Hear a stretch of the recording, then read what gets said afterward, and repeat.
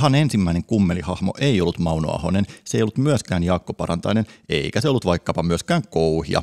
Kuka se siis oli, se selviää tässä videossa. Suru-uutinen Heikki Silvennoisen poismenosta aiheutti sen, että YouTubeen tuli paljon aivan loistavia videoita hänen urastaan. Tässä videossa käydään läpi kummelia vähän laajemmin.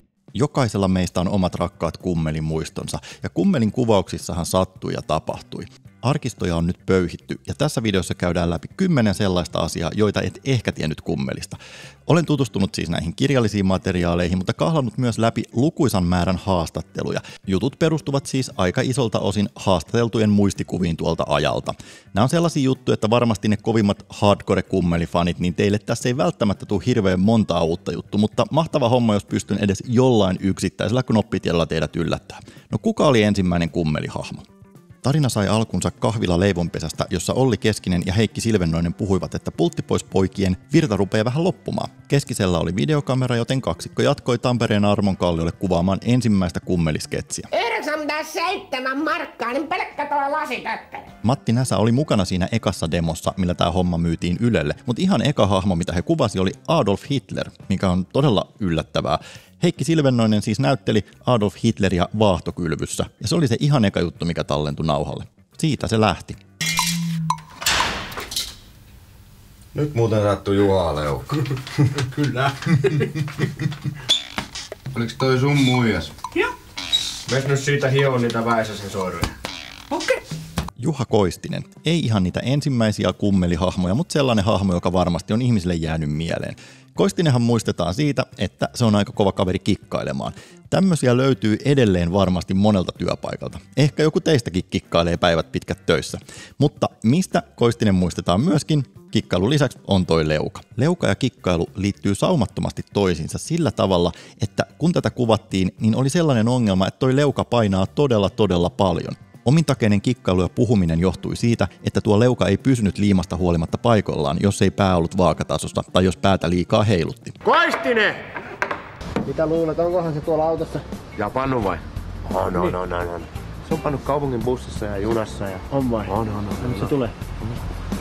Kummelin panomies. Sketsi, jota ei näytetty telkkarissa, silti kaikki tämän tietävät. No, mikä tässä oli taustalla? Mitään sellaistahan tässä ei tapahdu, mitä ei voisi telkkarissa näyttää. Enemmänhän tämä perustuu tosiaan siihen, että nämä kaksi kaveria jutustelee. Syy tämän poistamiselle on itse asiassa tapahtunut jo aikaisemmin. Tällä samalla tuotantokaudella oli vähän aikaisemmin näytetty sketsiä nimeltä Ullan pullat. Tämän varmaan kaikki muistaa. Tässä siis Heikki Silvennoinen näyttelee tuollaista jättimäistä vauvaa. Makkaran dippaukseen huipentunut kohtaus johti niin valtavaan palauteryöppyyn, että tuottaja-ohjaaja Matti Grönberg päätti, että panomiestä ei näytetä. Kappas! Hyvän maun ystävät, älkää vaivautuko. Näin totesi Jukka Kaijava, Hesarin meritoitunut kriitikko kummelista vuonna 1999. Ja jo 90-luvun alkupuolella lehtiarvostelut olivat varovaisen positiivisia. Mielenkiintoista on se, että Hesarin arvostelija ei esimerkiksi tiennyt, että tämä henkilö tässä, eli Walton Strömberg, on siis Janne Saarinen eikä Heikki Silvennoinen. Ja Heikki Silvennoinen sai lehdessä ansaitsematonta kunniaa siitä, että hän ihan oikeasti sukeltaa jään alle tässä jaksossa. Mediassa pohdittiin ansiokkaasti Suomi-viihteen silloista tilaa, ja silloin nähtiin raikkaana tuulahduksena kummeli. Tamppaus on tarkkaa hommaa. Tähän väliin pari nopeeta. Tamppaus on tosiaan tarkkaa hommaa. Kukapa meistä ei olisi silloin aikanaan tampannut. Tamppaus on tervehenkinen laji, mutta nykyään myös välineurheilua. Mistä löytyy sopivat kengät tamppaukseen? Aivan oikein. Kaikille rakkaan Sirkuspelle Hermannin kenkävarastoa käytettiin apuna tätä sketsiä tehtäessä. Kummelin 30-vuotisjaksoa odotettiin paljon ja se täytti minun mielestä ainakin odotukset. Tässä meille esitellään punk-bändi nimeltä Pukama 88. Vaikka Kummelin kaverit tunnetaan musiikkimiehinä, niin tätä kohtausta kuvattaessa heillä ei sattunut soittokamoja mukaan. Avuksi riensi Tampereen Monster Magnetiksikin kehuttu Gehenna Sauer, jonka kamoilla tämä kohtaus sitten saatiin vedettyä. Mennään eteenpäin. Mistä kummeli sai nimensä? Yksi alkuperäisistä nimiehdotuksista oli niinkin raju kuin Kusipäät. Demolla nimi oli Virus, välillä Virus TV, mutta miten siihen kummeliin sitten päädyttiin? Suora siteeraus. Koska Keskinen uskoi heidän ohjelmansa luotsaavan suomalaisen sketsiviihteen karikoiden läpi aavalle ulapalle, hän tapaili mielessään purjehdukseen liittyvää sanaistoa. Avuksi hän pyysi vaimoaan. Majakka, ankkuri, kompassi, kummeli, luotsi, vaimo luetteli ja Keskinen havahtui. Mitä sä sanoit? Kummeli. Se oli siinä. Oi jumalauta, Kaikkien rakastamat Speedy ja Saku. Hahmot, jotka eivät oikeastaan edes puhuneet aluksi juuri mitään, lähinnä örisivät. Nämähän ei ollut ihan siinä kummelin alkuvaiheessa, mutta miten nämä hahmot syntyi? No Tampereella tuohon aikaan näitä Speedejä ja Sakuja tuli jatkuvasti vastaan. Tulee edelleenkin ja siis ei muuta kuin valtava kunnioitus kaikille heille. Nämä hahmot lähti Silvennoisen ideasta, eli he oli Tampereella Ylen studioilla ja Silvennoinen esitti hississä, kun hissi lähti ylös, että hänen hiukset jäi sinne oven väliin. Ja siitä oikeastaan tätä huumoria alettiin alun perin repimään.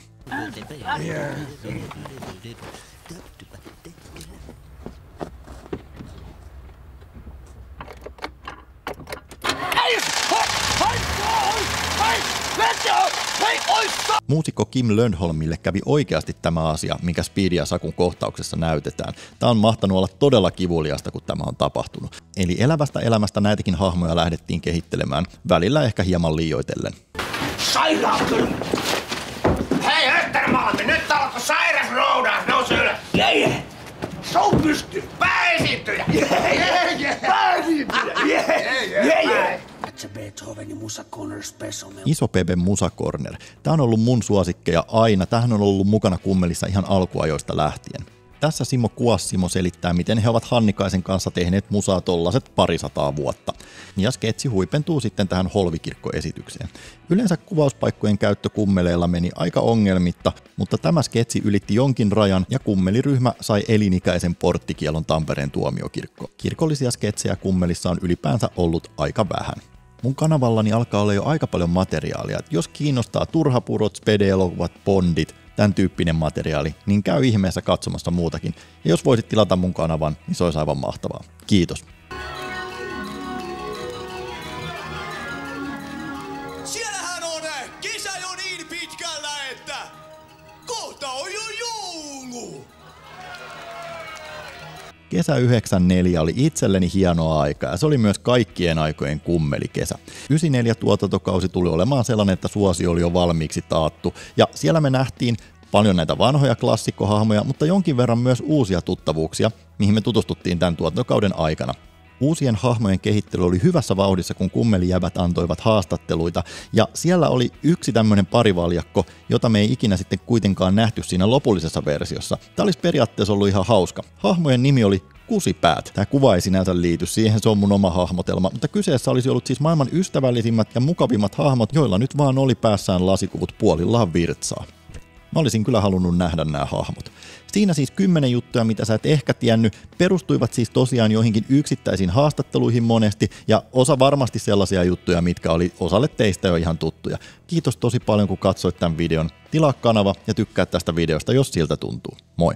Ainoa hajuveden tuoksu, minkä hänestä saa huomata, on Tönnin. Niin vesi on hyvä.